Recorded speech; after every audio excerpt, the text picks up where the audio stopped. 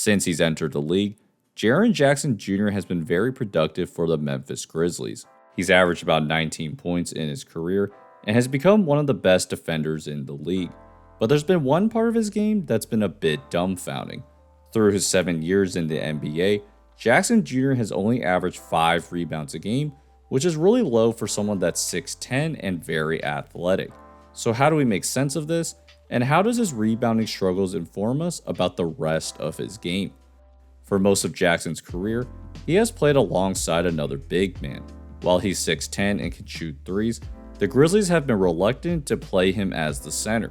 The reason is, Jackson is best described as a 6'10 guard.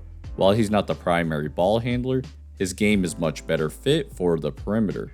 To give ball handlers more space to drive, Jackson tends to stand out on the perimeter and wait for kickouts for open shots.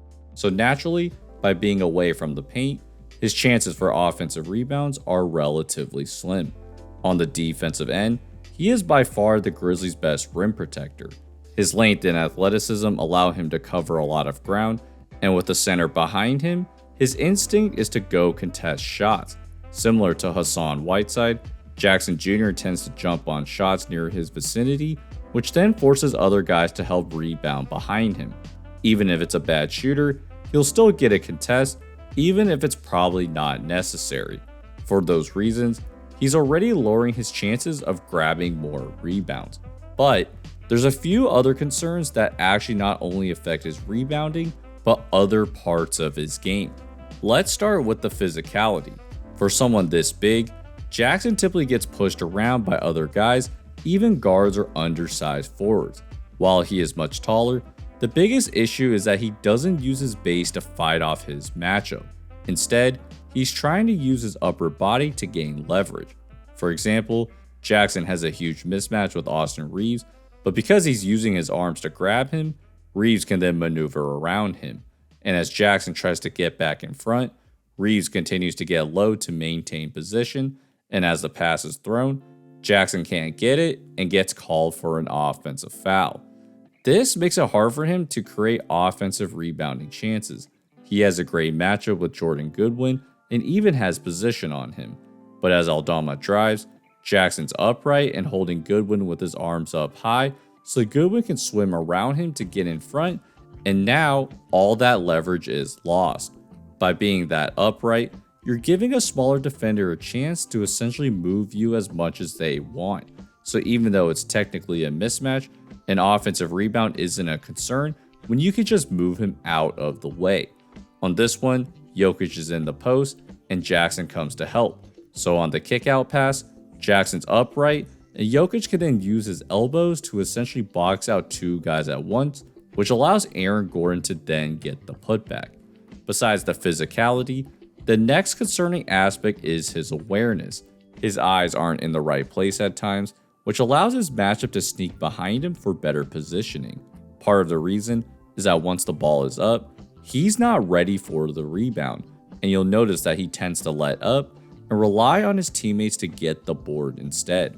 On this one, he's on Alex Caruso and sees the dribble handoff coming, but as J-Dub goes up, notice how he moves towards Hartenstein. Now this makes some sense because Edey's occupied with J-Dub, so his instinct is to go box out Hartenstein. But since Edey doesn't jump, Jackson needs to find a spot to try and rebound, and not surprisingly, it's his matchup Caruso that ends up getting that board. Just a few plays before, Jackson creates a switch with Isaiah Joe. As he gets in the post, Kennard gets up a 3, and Jackson let up instead of trying to swim around his matchup and misses out on this rebound opportunity. So, as you might have guessed, Jackson's lack of motor and inability to position himself makes it really hard to grab rebounds in traffic.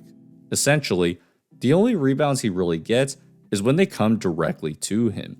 If opponents are really crashing for rebounds, there's a good chance that Jackson isn't gonna get it. And this really made an impact in Memphis's overall rebounding.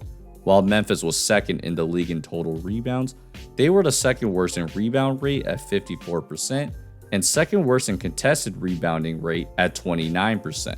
They grabbed a lot of rebounds because there were so many opportunities, many of which came from not grabbing the first defensive board. This really showed up in the game plan, especially in the postseason. Even though Jackson and Edey are big in theory, teams push their players to crash the boards because they consistently fail to position themselves to grab rebounds. Especially in their most recent first round series against the Thunder, they lost the offensive rebound battle in every game, even though the Thunder are a much smaller team. And I believe these poor traits in rebounding come back to bite Jackson and the Grizzlies in other areas. The main issue is on the post-ups. Just like with the boards, Jackson often gets pushed out when he's trying to post a smaller player. So once he starts dribbling, that gives time for the double to come, and he forces up an off-balance shot. But maybe the most concerning part is that he tends to go sideways on these post-ups. On this one, he's driving at Luka, but he's going sideways into the paint, so the Lakers don't feel the need to help. Here's another one. Jackson's in the corner, and he doesn't get any leverage on Bam because he's moving laterally, and Bam's able to block his shot. As you might have seen, Jackson typically loses the physicality battle, and that really neutralizes some of the value that he brings in other areas like his shooting and ball handling. That's because most teams are more than okay with putting smaller players on him without compromising their defense, and that's why Memphis can't really play him at center for long stretches, even though he has all the skills to be a stretch 5. While he is very athletic, the concern is that he's going to be taken out of the play by any form of physicality. Because of his unique deficiencies, Jackson Jr. needs a center behind him, and that affects Memphis' spacing because the paint isn't as wide open with the center standing around the rim. Now, I think the Grizzlies would feel more comfortable putting him at the 5 if he could consistently handle double teams. Just like how he doesn't locate the right people to box out, he also doesn't pay attention to the help defenders that are doubling. For example, Jackson's in the post against Caruso again, Vince Williams cuts down, and Chet tries to help, so at this point, Jackson has to do something to move the defense. But he instead tries to spin off Caruso, in which he runs into Chet and then loses the ball. In that series against OKC, they would take away the middle and let him spin baseline where a center was there to help. And throughout Game 4, he never really made any adjustments. With 3 minutes left in the fourth quarter, he posts J-Dub, and he's again inviting him to use the baseline. Jackson spins once again, and Chet is there to block the shot. The reason Jackson even posts guys up is because he has really incredible touch that helps make up for the lack of physicality.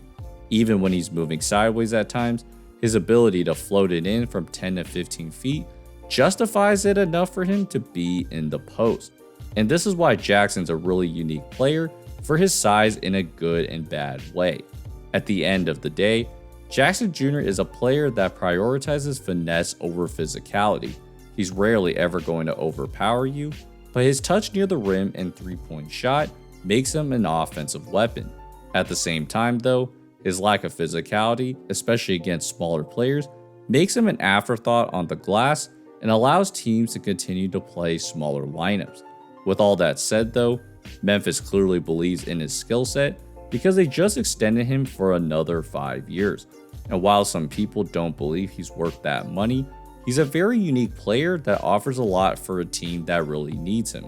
But if there's things that he can really improve, it's really to become a more physical presence down low and to improve his awareness, whether it's locating the right guys to box out or figuring out how the defense is guarding him and making them pay with the right reads.